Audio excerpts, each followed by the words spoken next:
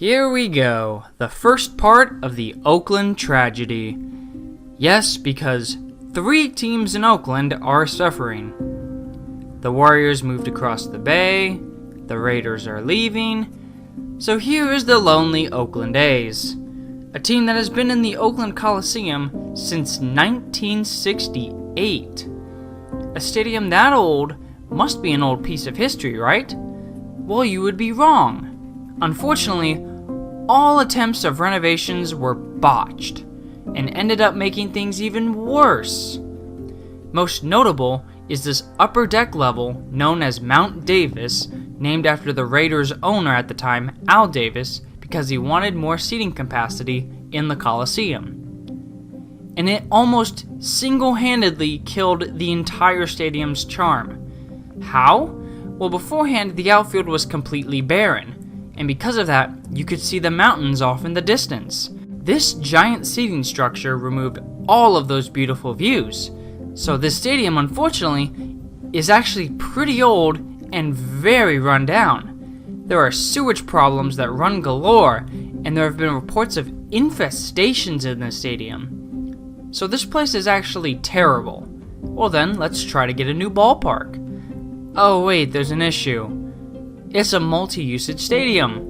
The A's and the Raiders share a stadium, so they could either remodel a multi-use stadium or build 2 separate facilities. Ooh, the cost would be crazy high if they did that. Well, we will focus on the Raiders later. The A's need a new ballpark, but Oakland can't exactly afford it with public money.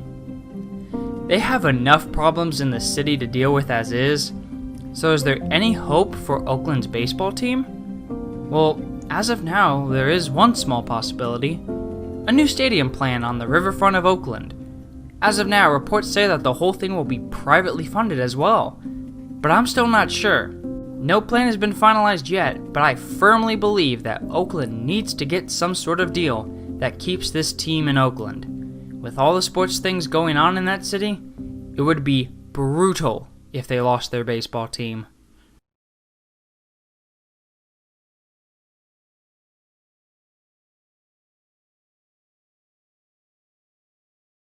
Ah yes, the return to Oakland. Now the Bay Area does have an NBA team, and they play at Oracle Arena in Oakland. The Golden State Warriors, the most revolutionary dynasty in basketball. We're talking since the Michael Jordan-led Chicago Bulls. However, even this franchise is another notch to the Oakland tragedy. Oracle Arena is one of the oldest arenas in the entire league, and so they officially announced that they were moving across the bay to downtown San Francisco. While this isn't a major move, the people of Oakland are always overshadowed by San Fran. The brand new Chase Center will be ready in fall 2019. The land is owned by the Warriors, and they didn't even need voter approval. So how does Oakland suffer if the team is only moving a couple dozen miles away? The problem is surprisingly the team. Let's not beat around the bush. The Warriors are not basketball first, at least not anymore. They are the same fate as the Chicago Bulls or the New York Yankees. It is now a brand. A brand that happens to also be a sports team. It's hard to find someone who doesn't own Warriors gear. Maybe a t-shirt, a Kevin Durant jersey, some shorts, maybe a Steph Curry shoe line. And what helps make a brand more popular? Sponsorships and corporate deals. And that is where we find our golden dilemma. The new arena will have a different atmosphere than Oracle did. Oracle Arena was better known as the Roracle, and it had an intense game day experience that rivaled many college games. The new Chase Center is corporate.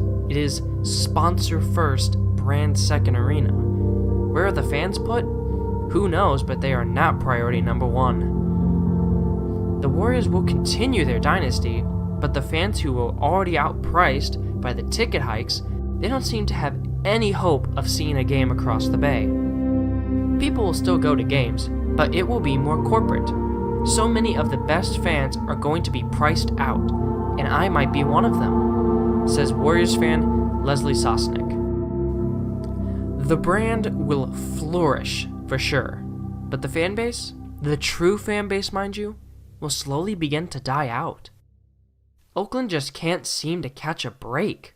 New arena renderings have surfaced, and one good look can show you all of the difference. You can just notice the changes in the atmosphere between these two arenas.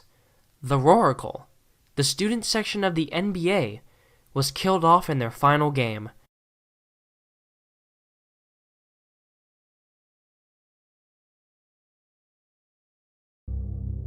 Oakland, I'm sorry.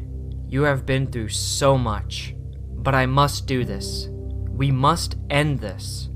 But before we can, it's time to talk about the black hole that will be left. The Oakland Raiders. Oakland and the Raiders have had a spotty relationship in years past. It's as if the franchise can't decide between Oakland or LA for where to play. They went back and forth, then back and forth on multiple occasions. The franchise first began in Oakland in 1960, and then 21 years later moved to Los Angeles to become the LA Raiders. And after 12 years, they moved back to Oakland in 94. And yet again, in 2020, after another 25-year stint, they are moving yet again. But we will go further into that detail soon. As mentioned before in episode 1, the Raiders shared their stadium with the Oakland A's, the Coliseum, and in that episode 1, I discussed how the creation of Mount Davis ruined the stadium's views and overall appeal. Now we will get more into that. Mount Davis cost approximately $500 million to build, with the cost shared by the county and the city of Oakland. From then it cost the county and the city a shared $20 million a year in debt repayments, which had the side effect of the city having to lay off police officers, according to the San Francisco Chronicle. Also citing that due to low attendance in 2006, the Oakland A's installed a tarp to cover all of the top-tier seating areas of the Coliseum. This included the top level of Mount Davis. As the Athletics could not sell advertising space on the tarp due to city regulations, various athletics-related messages were printed on these tarps. The Mount Davis sections of the tarps displayed the team's logo and retired numbers. The covered seats numbered 20,878, representing approximately 37% of the seating capacity of the Coliseum. So this $500 million upgrade and renovation was basically pointless, and the team fell apart, and things got even worse for this tortured franchise. Another key thing to point out is the fan base. It is no secret that the Raiders have one of the most notorious and violent fan bases in American football, maybe even American sports. We're talking even worse than Philadelphia. The infamous Black Hole has been known for the most hardcore of hardcore fans, and those who dare step into the Black Hole in another team's gear, it's almost a guaranteed onslaught of trash talk, and if you're unlucky, some actual trash tossed at you. Now this is not an intention to jab on the Raider faithful. They are extremely passionate about the silver and black. But there is a line that the Black Hole group sometimes crosses, but it is important to establish that many fans are sensible and do not intend to harm others. Now on to the main part of our story. Like the A's, the Raiders were trying to get a new stadium solution. Oakland, a city struggling with enough issues already, did not have much to offer in terms of public financing support, which is always a bad sign in the NFL. It is also important to know that the current owner, Al Davis, has a net worth of $500 million. He was not going to take a stadium plan unless the city was willing to purge its financial stability. While obviously that was not his intention, but everyone knew whoever was foolish enough to bite would be in for nasty consequences later. And we will discuss this further in a bit. Oakland tried to put up a reasonable offer, but if there's one thing the NFL doesn't care about, it's loyalty. As relocations began, there was a plan created by both the Raiders and our next team, the Chargers. A move for both teams to relocate to LA in the suburb of Carson. The stadium would be shared by both franchises, but the plan failed. A different plan won out, and we will get into that story at the end. So, the Raiders, the team LA actually wanted the most, wasn't going there. So in a rush, the Oakland's owner Mark Davis tried to find a potential city willing to give the Raiders a shot. Possible cities rumored were San Antonio, Las Vegas, and even other smaller cities were being considered. It really was a matter of which city was willing to risk a financial collapse to wear the honor of city home to the Raiders, one of the worst teams in the NFL. And one city decided to take that insane risk: Las Vegas, Nevada.